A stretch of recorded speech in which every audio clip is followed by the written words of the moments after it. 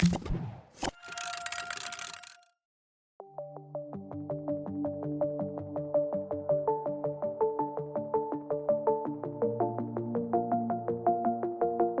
going to start off with almost an unfortunate recapture of what actually happened to us at the early start of 2020. So I think generally speaking, everything seemed to be ticking along okay for us on the course, and our students as well. They were out in practice.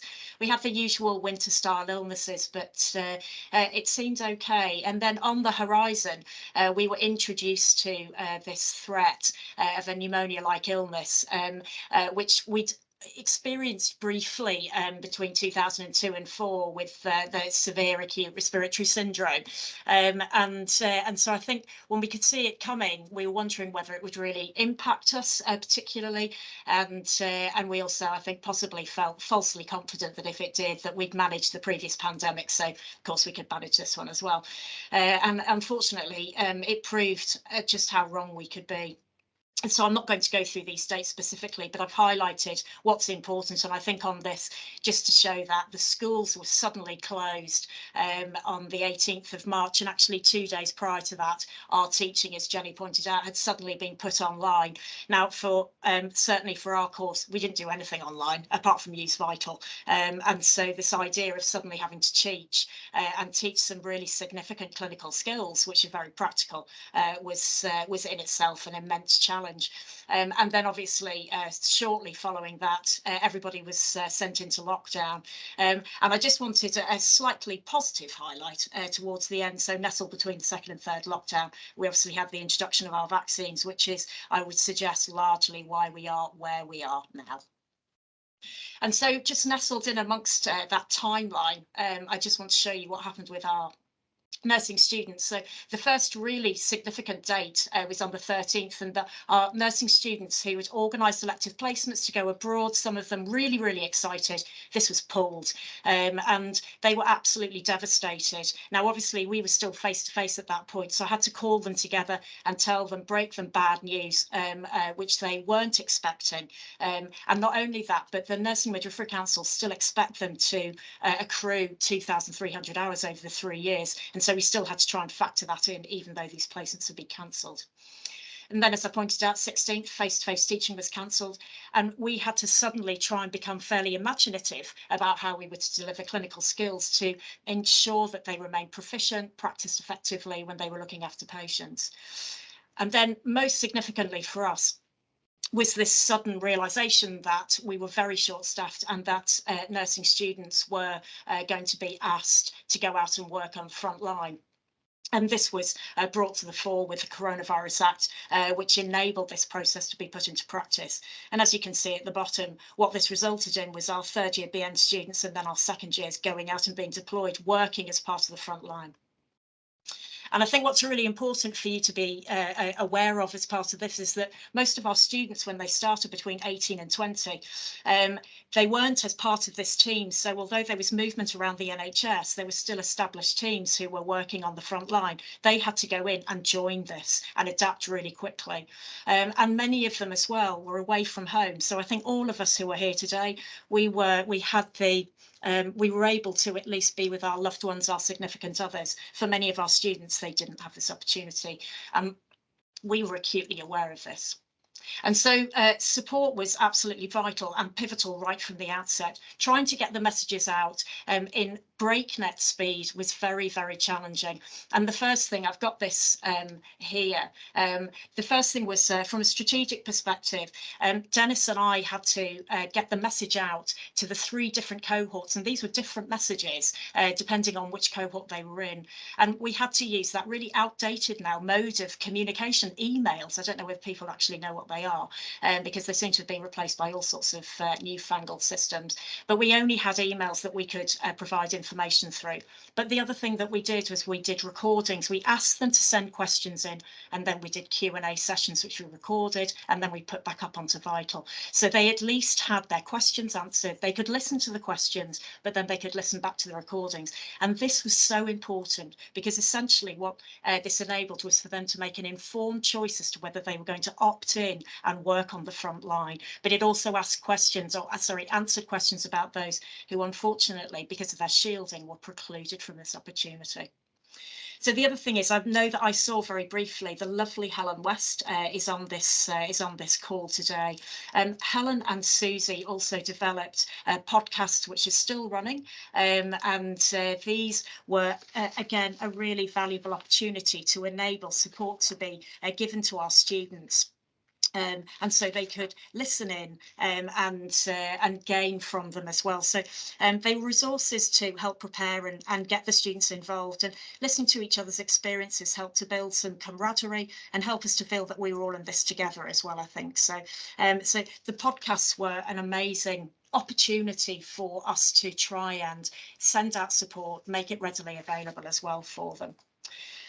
And the other thing that we were introduced to, I was introduced to, I'd never heard of this before the pandemic, was the Padlet, which is a platform that enables single and multiple walls or columns to house posts. So it's like an online notice board, but it's real time. So you can put up all sorts of links. As you can see here, the multiple columns, easily accessible. What we did was we provided a link to our students. I had a link on my email as well. And so every time they contacted me and I responded, it was there for them. And so they didn't have to keep trying to log in, which is really difficult, particularly for those students when they're out in practice. But it offered all sorts of different supportive tips. It also provided up-to-date information about changing public health messages as well, which they needed to be aware of all throughout this. So the Padlet and the podcast were probably two of the most innovative introductory elements of support that we could provide. So I'm going to hand over to my colleague Dennis, who's going to continue now. Thank you, Dennis. Okay, thanks, Vicky. Great overview there to start us off. I'm gonna sort of continue, but focus on more of the specific things that we did on a smaller scale in order to support staff and students. Now, clearly, we all went online without having really much experience of using some of the platforms that we used or experience of delivering our teaching in that way. As Vicky said, we were a very face-to-face, very practical course. So we introduced support for staff around weekly meetings. Essentially, people were feeling isolated, they were working at home, and we needed to come together in order to support each other and to support the students as well. Now, this enabled us to be consistent in the way that we were presenting information to students and managing any issues that arose. And this was a really good way of everyone being on the same page and knowing about individual students' problems. We also used WhatsApp, which was mentioned previously, and found that a very good resource. The students did take it upon themselves to start support networks using WhatsApp as well, but we found that our academic tutor system started using them as well, and it's a really good way of keeping in touch with students and supporting them. The challenges and benefits to online teaching, I think, are pretty clear, and people have experienced that themselves. It can be difficult to engage. It is sometimes a really good way of getting information and messages across. So there's things that we've kept moving forwards from the pandemic. Next slide, Vicky, please. Okay, we had a year tutor system in place as well. So we were sending weekly supportive emails to the students and organising virtual drop-in sessions once we'd become completely familiar with the different platforms that we could use. And this was very good. And I think it was good for staff and it was good for students. We found that there was an increase in students needing support plans, and we had more students suspending, and we were introducing reasonable adjustments for students as well. And without these sort of online communication tools, we would not have been able to give the same amount of support to students that we did. Within the pandemic period as well, we started a new service, learning and teaching support officer was introduced in our school, and we found that a really good resource, working with the support officers in order to support our students. So it was signposting to support and to deal with any issues as well.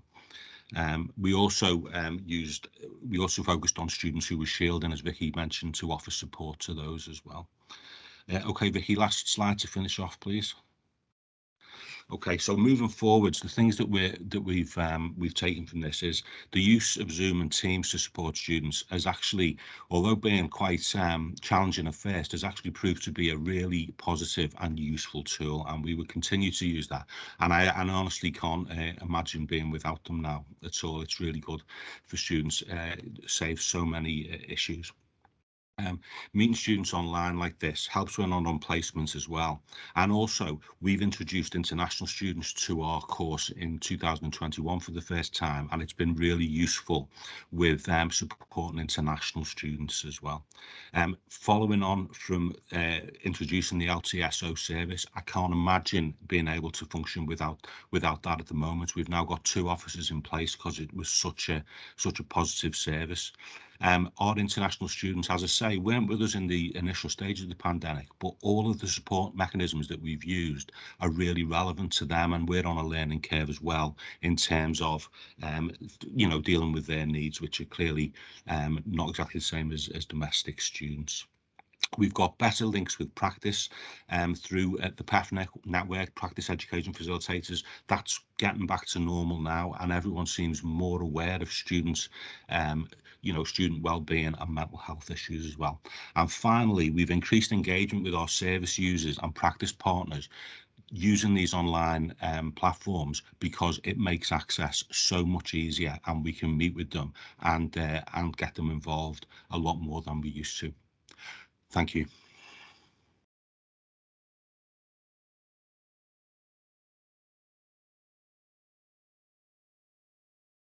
that okay? Has it all gone? I can see all of you. Can you see us? Yeah. That's good. Thanks, Vicky. That's a relief. Okay, thank you, Vicky and Dennis. I've never spoken so quickly in my life. Saying, Dennis, I had a time next to me and then I forgot to set it, so I was just thinking, Dennis needs to talk. Dennis needs to talk. Yeah, so the wonders of doing online. I think I ran over slightly, so I do apologise. No, you're fine. Thank you. So, does anyone have any questions for Vicky and Dennis? Helen? Not so much a question, really. More of a comment, and I think you've hit the nail absolutely on the head here, because, we have. I mean, a lot of you, quite a few of you know that I just deal with postgraduate students, and they're out in practice all the time. And at one point, if they wanted to come and talk to us about an issue, or have a tutorial, trying to fit that in would never happen on a face-to-face basis within a week or 10 days because of their shift patterns and availability. And now we have so many more options that have, doors have been opened to us as a consequence of COVID. And I would say that the only one positive factor that's come out of positive outcome of COVID is that we are able to access our students more easily. Everything's a lot more accessible, and we can't go back. And and it's really good to see that you're continuing with program management team meetings online, where you can actually have your service user dropping in. And the same goes for external examining. We're not traveling wherever across the UK to get to our university for exam board meetings. So, lots of positivity that's come out of that, but obviously with an enormous amount of negativity as well. But we've got to see the positives as a result. So yeah, it was you did a brilliant job. You really did, you guys in nursing. So well done. Thanks, Helen. Thank you. Can I just ask, you mentioned the podcasts were really successful, the coping with COVID. Is this something you did internally to the students, or are there links maybe that people can listen to externally? Yeah, there are. I can see Helen again. Oh God, I honestly don't know how to survive the beginning of this without Helen. She was absolutely marvelous. So, I think that they are available now. So if you go there, Apple, you can go onto Apple Podcasts. They're available still. And I know that Helen has recently done some more with medical students. So it's very much up to date. It's throughout the pandemic, not just the beginning. But yes, at the right at the start in March and April, in and amongst lots of other meetings that everybody would have had, Helen and I were getting together with Susie and with Richard from medicine, and we wanted to try and broaden out the type of support that could be offered and build their resilience. This is something that none of us were familiar with, and so how we expected the students to be, and yet they were going to be out on the front line immediately, as they were. And as I say, Helen West did an absolutely fantastic first podcast, and then students were interviewed, staff were interviewed as well, and I think it just added a different dimension, but it enabled people to see that we were very much all in this together, and so it was brilliant.